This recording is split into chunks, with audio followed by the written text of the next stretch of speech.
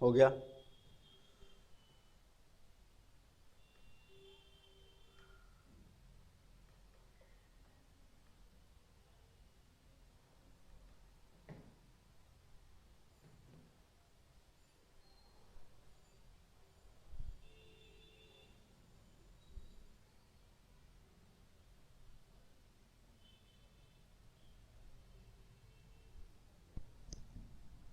ये देखिए,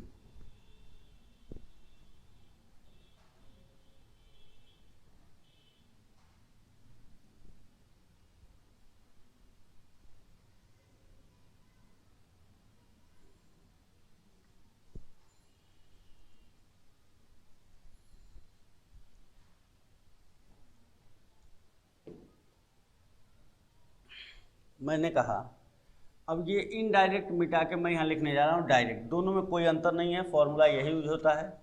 यहाँ लिखने जा रहे हैं डायरेक्ट। ये x अब इसको नहीं मानना है, जानते हैं x मानने के लिए अब तीसरा इससे कैलकुलेशन करेंगे तब भी वही आएगा, मैंने बोला था। इससे कैलकुलेट करेंगे, इससे मतलब ये इस डेटा से आपने कैलकुलेट किया तब भी वो 98 और क्या आया था 100 और 102।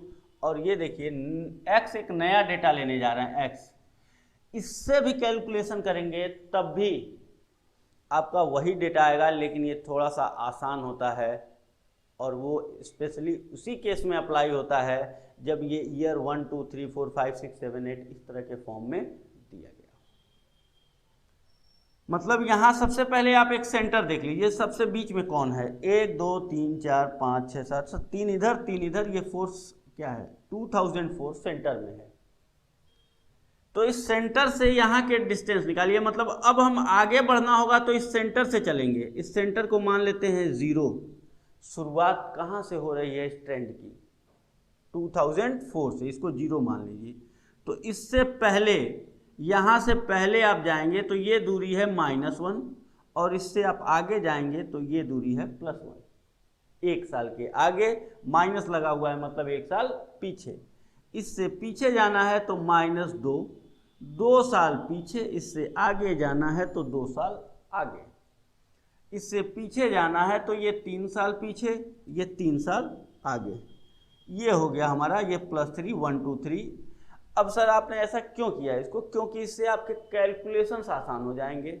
देखिएगा अब इसको हम x माने हैं तो सिग्मा x हमेशा 0 आएगा। अब sigma x equal to 0 add करके देख लीजिए, 3 2 1 +6 -6 वैल्यू 0, सिग्मा x 0, ये वैल्यू 0, ये वैल्यू 0। इक्वेशन हो गया आसान, तुरंत निकल जाएगी वैल्यू।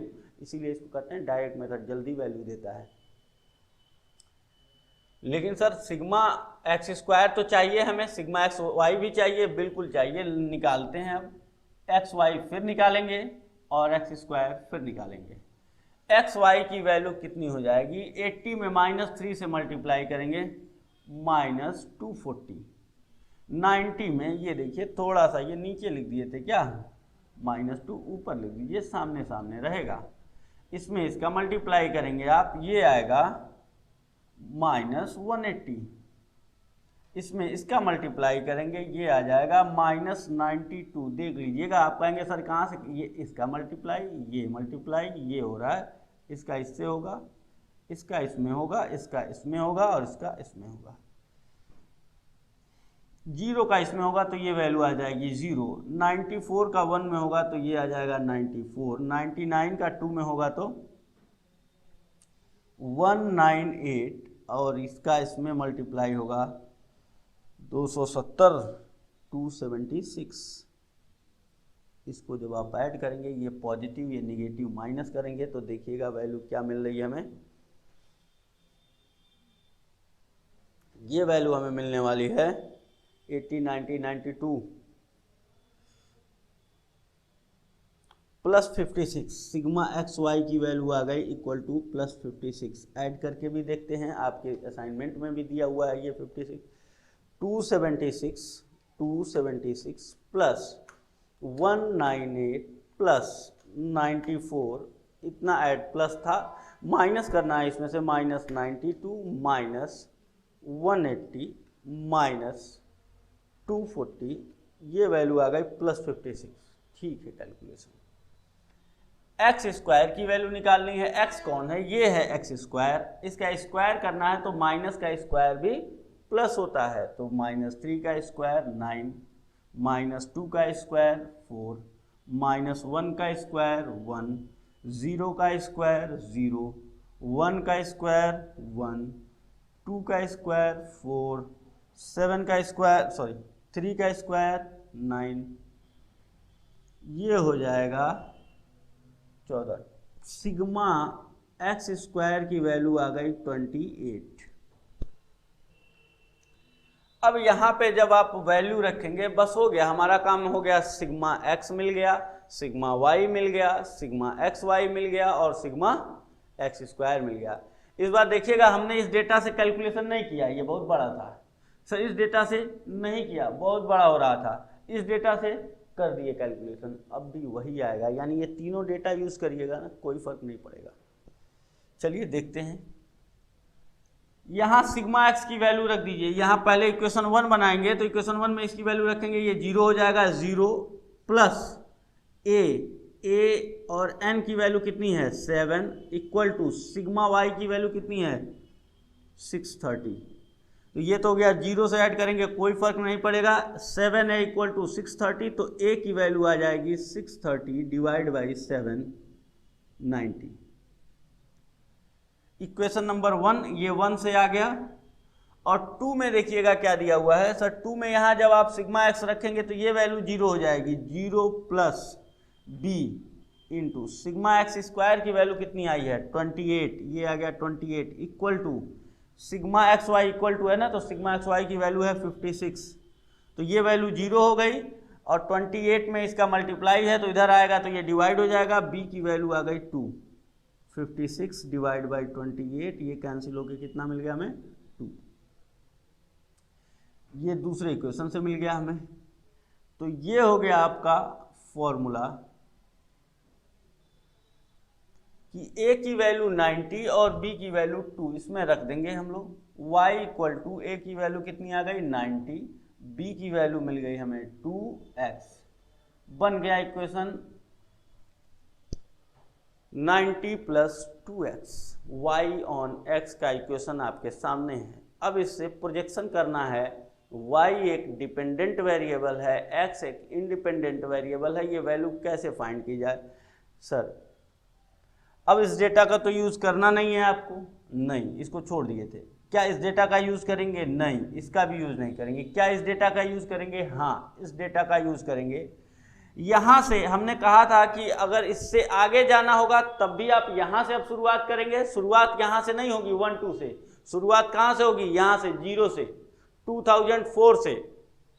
पहले का वैल्यू निकालना होगा तो माइनस में जाइएगा इससे पहले, और आगे की वैल्यू निकालनी होगी तो प्लस में जाइएगा इससे आगे। तो एक बात बताइएगा, यहाँ से 2004 से 2008 कितनी दूरी पे है? 4, 4 साल आगे। ये देखिएगा, इससे आगे जाना है आपको तो हमें ये 4, 5 और 6, ये 3 साल की वैल्यू पूछा है। 4 का भी बताइए, 5 साल बाद बताइए, 6 साल बाद, क्योंकि 2004 से 4 साल के बाद जो ईयर आएगा वो होगा 2008, और 2004 से 5 साल के बाद जो समय आएगा वो होगा 2009, और 6 साल के बाद जो समय आएगा वो होगा 2010। तो अगर 2008 की वैल्यू अगर आपको निकालनी है तो y equal to 90 plus 2 into 4 put करेंगे। 4 साल आगे ना, क्योंकि बेस यहाँ से 0 लिया जा रहा है। तो y इक्वल टू आएगा 90 प्लस 8 इक्वल टू 98। सेल का प्रोजेक्शन हो गया। 2009 में आइए, कितना आगे होगा? y equal to 90 plus 2 into 5, 5 साल आगे है ये हो जाएगा 10। 90 प्लस 10, ये हो गया आपका 100, ये भी आ गया। 2010 की वैल्यू भी फोरकास्ट करने के लिए कहा है तो उसके भी फोरकास्ट करेंगे हम। y equal to 90 plus 2 into कितना साल आगे है? 6 साल आगे है, 6, ये हो जाएगा 102। ये हो गया आपका डायरेक्ट मेथड। दोनों से क्या आया? दोनों से हमें सेम वैल्यू मिली। लेकिन इस डेटा का अगर कोई बच्चा ये यूज करना चाहता है कि सर हम इसको x मानेंगे, मान लीजिए x, कैलकुलेट कर लीजिए और जब x की वैल्यू पुट करनी होगी ना, तो उसमें पुट करिएगा 2008, 2009 और 2010, तब भी यही आएगा। लेकिन हम इतना बड़ा, इसका स्क्वायर करना होगा, बहुत समस्या होगी, इसका स्क्वायर करना होगा, बहुत समस्या, बड़े बड़े डेटा होंगे। बस कैलकुलेशन को इजी करने के लिए हम इस डेटा से इस डेटा पे आए, इससे इस पे आ गए। बस नोट करिए, ये हम 2 मेथड से किए। यहाँ पे एक बात ध्यान देने वाली है, सुनिएगा मेरी बात, कि ये जब ऑड नंबर थे ना, नंबर ऑफ ईयर क्या थे, 1 2 3 4 5 6 7, ये ऑड नंबर्स हैं। अगर ये ऑड नंबर्स हैं तो आपने यहाँ बीच वाला वैल्यू ले लिया बड़ी आसानी से, 0, इससे पहले 1 2 3 और यहाँ से इससे आगे। जब ये इवन नंबर होंगे तो आपके सामने एक समस्या आएगी कि सर बीच वाला ईयर किसको माने। जब ये 8 साल का हो जाएगा ना, तो बीच वाला ईयर किसको माने, ये एक समस्या आएगी, जो कि हमारा नेक्स्ट इलस्ट्रेशन है। इसको नोट करने के बाद हम लोग अगला इलस्ट्रेशन करने वाले हैं, जिसमें ये समस्या दूर हो जाएगी। ये ऑड के केस में है, बीच वाला मानने में हमें कोई समस्या नहीं होती, जितना इधर है छोड़ दीजिए, इधर छोड़ दीजिए, ये बीच वाला हो गया। लेकिन इवन नंबर में ये समस्या आएगी, उसको भी हम बताएंगे आपको। नोट करें,